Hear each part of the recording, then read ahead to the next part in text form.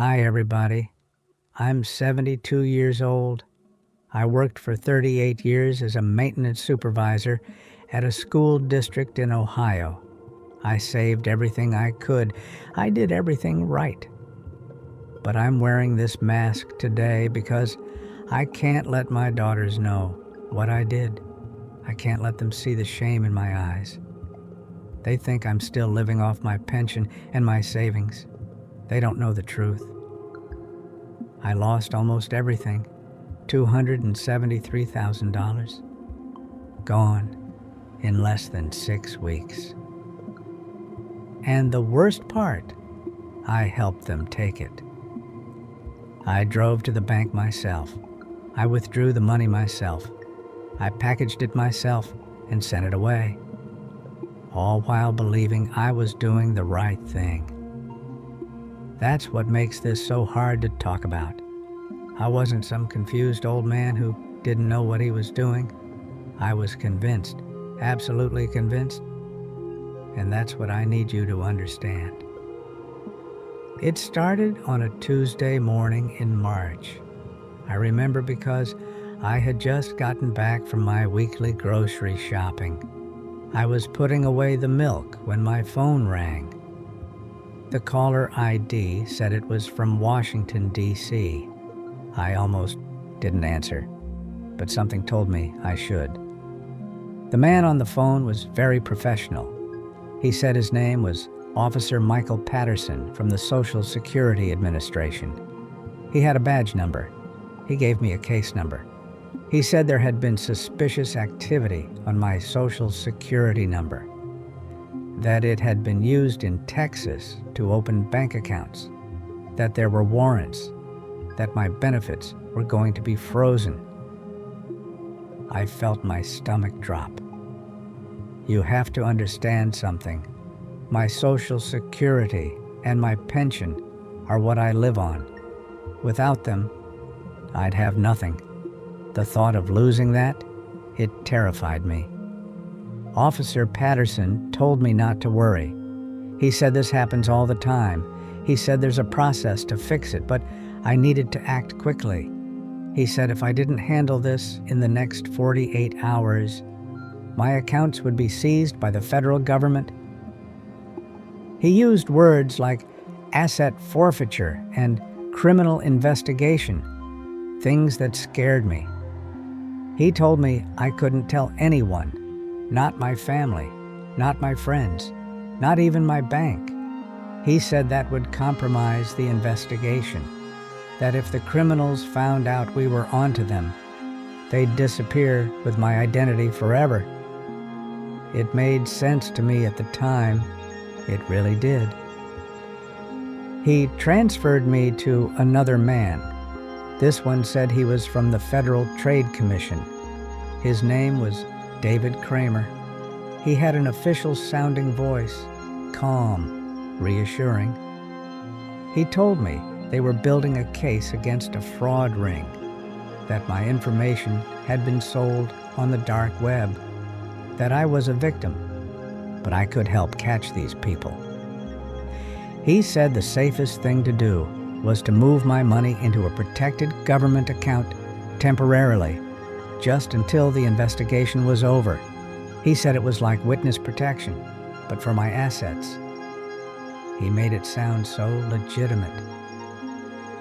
I stayed on the phone with them for 4 hours that first day. They walked me through everything. They sent me documents by email that looked official, letterheads, seals, case numbers. They even gave me a website to verify their identities. Of course, I didn't know they had made that website themselves. The next morning, Officer Patterson called me again. He said things were moving fast, that the criminals were trying to access my accounts right now. He said I needed to go to my bank immediately and withdraw cash to secure it. He said not to explain why to the bank teller, just to say it was for a personal purchase. I was scared. I didn't know what to do, but he stayed on the phone with me the whole time. He told me to put in my earbuds so we could talk while I drove. He said he'd guide me through everything.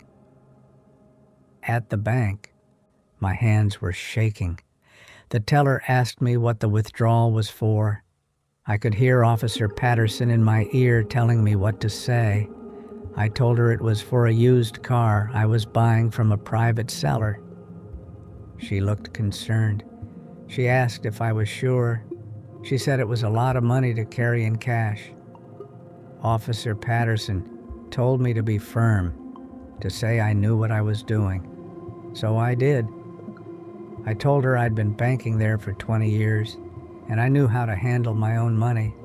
She looked hurt, but she gave me the cash, $47,000. I drove straight home with that money in a bank envelope on my passenger seat. Officer Patterson congratulated me. He said I did great. He said the next step was to secure the funds by converting them to cryptocurrency and transferring them to the protected federal account. He said this was standard procedure now because regular bank accounts can be hacked. I didn't know anything about cryptocurrency, but he walked me through it, step by step. He sent me to a Bitcoin ATM at a convenience store 30 minutes away. He stayed on the phone the whole time. He told me exactly what buttons to push, exactly where to scan the QR code he sent me. I fed that machine $20 bills for almost an hour. The clerk kept looking at me. I could tell he thought something was wrong, but Officer Patterson told me to ignore him, to stay focused. When it was done, Officer Patterson sounded relieved. He said the funds were now safe, that I'd done the right thing. He said someone would call me in a few days with the next steps. But the next day, David Kramer called back. He sounded urgent. He said the investigation had expanded, that they'd discovered the criminals had accessed my investment accounts too, my IRA, my savings bonds, everything. He said I needed to liquidate those accounts immediately and secure those funds the same way, or I'd lose everything to the fraud ring. I was exhausted. I hadn't slept well in 2 nights, but I was in too deep now. I believed them completely. They had been so helpful, so professional. They knew details about my accounts. I thought only I knew. How could they know those things if they weren't really from the government?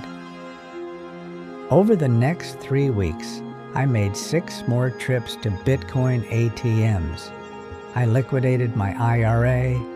I cashed in my savings bonds. I even took out a small loan against my house. Every time, they had a reason, a new threat, a new urgency, a new account that had been compromised.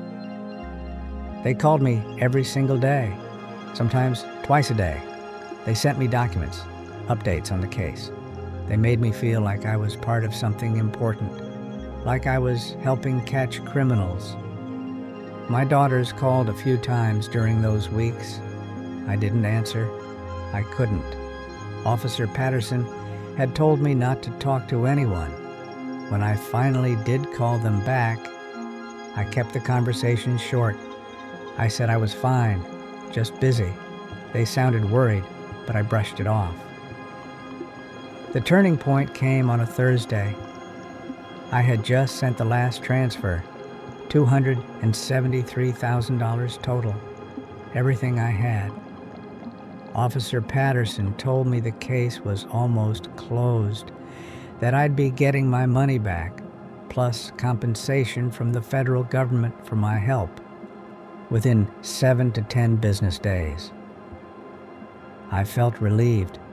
I actually felt proud. I thought I'd protected myself, that I'd been smart. But then I didn't hear from them for 2 days.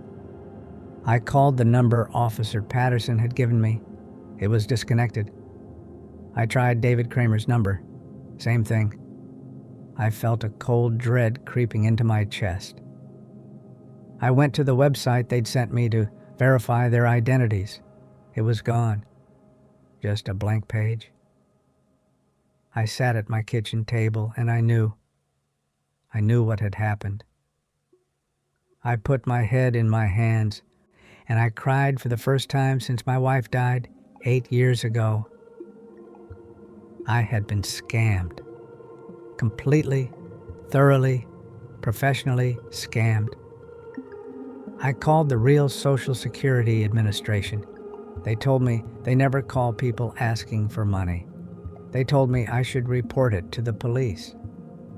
I called the local police. They took a report. But they told me the truth. They said these scammers are usually overseas, that the money is almost impossible to recover, that I was one of thousands of people this happens to every year. I couldn't eat for 3 days. I just sat in my house with the curtains closed. I kept replaying every conversation in my head, every decision I made. How could I have been so stupid?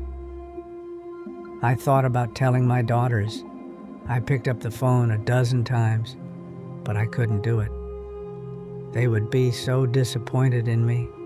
They'd want to help, and I couldn't bear that. I couldn't bear being a burden. I couldn't bear seeing the pity in their eyes. So I've been living on my pension alone. I sold my car. I cut back on everything. I told my daughters I'm just simplifying my life, downsizing. They don't question it because I'm 72 and that's what people my age do. But every day I live with this shame. Every day I think about what I lost, not just the money, but my dignity, my confidence, my trust in myself. I want you to understand something. These people are professionals. They know exactly what they're doing. They study people like us. They know our fears. They know how we think.